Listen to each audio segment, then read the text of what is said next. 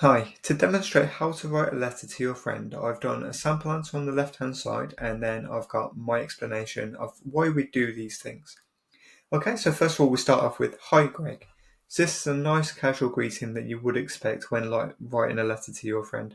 We're not using their last name and we're not saying hello or dear Greg. We're just saying Hi Greg, which is perfectly fine for a casual greeting. Our next paragraph is I hope you're well. It's been too long since we last caught up and I've been meaning to drop you a few lines. So this works as an introduction. It makes some reference to your relationships and states why you are writing, which is good because to be consistent, you've got to keep kind of making reference to your relationship and the fact that you have this bond, and that needs to be prevalent throughout. You need to have that feeling going all through your writing. Next paragraph. Life on my end has been a whirlwind of ups and downs. Work has kept me busy, but amidst the chaos, I've found moments of joy and accomplishment. I recently started a new project that's challenged me in ways I hadn't anticipated, but the learning curve has been incredibly rewarding. So this paragraph starts with a nice topic sentence that shows that the paragraph is actually about the positives and negatives of the writer's life. This use of figurative or casual phrases shows friendship, and by figurative language, I mean things like um, whirlwinds of ups and downs. Figurative are things that you don't mean literally. It's not literally been a whirlwind. They're just using it as a figure of speech, which is quite a friendly kind of way to communicate your life. You'll also notice that there's quite a lot of emotional content. That's why I've highlighted that word joy there in bold, um, which kind of reinforces the idea that this is a letter to your friend, because you wouldn't disclose these feelings to your boss or something. This is a personal thing with someone you have a personal relationship with, and you need to keep reinforcing that through the letter. And next paragraph, you'll find that these themes do continue. On a personal note, I've been exploring new hobbies and rediscovering old ones. I picked up painting again after years and it's been a therapeutic escape from that daily grind. I'd love to hear about what's been occupying your time and if there's anything new and exciting happening in your world.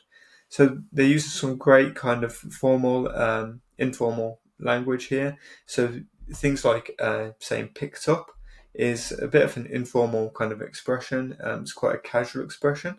Um, They've also got this fantastic use of contractions. So contractions is when you use a shorter form of a word, sometimes mixing two words together. So instead of saying, I would love to hear about what's been occupying your time, you're saying, I'd love to hear about what's been occupying your time. So using a much shorter form version of those words.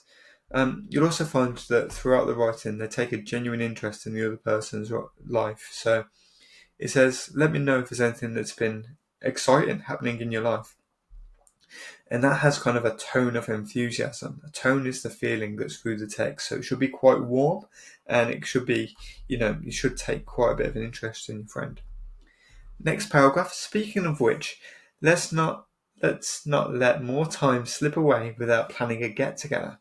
How about we grab a coffee next weekend? I miss our long chats and laughter. Your company has a way of brightening even the gloomiest of days. Okay, so we've got those informal expressions. Typically, we wouldn't start a sentence. It's kind of breaking a rule that we have in formal writing, where we wouldn't usually start a sentence right with a verb there, a doing word.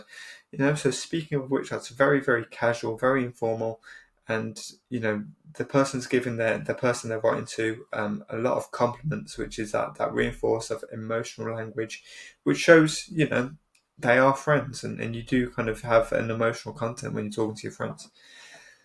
Okay, to finish off, we're going to say take care and looking forward to hearing from you soon. This final paragraph acts as almost a conclusion. It says, I've finished saying what I need to say, but it also gives a nice kind of call to action. Because they're your friend, obviously you want to hear back from them, and then we want to use an appropriate sign off to finish. And I'm going to say, warm regards, Bookworm. And I'd even say, warm regards might be considered a little bit cold when kind of communicating to a friend. You might just say, see you soon, or, hope you're doing well. Anything like that. You definitely wouldn't say yours sincerely or yours faithfully in this kind of letter. But yeah, so this is the sample answer, guys, and let me know what you think. Thanks a lot.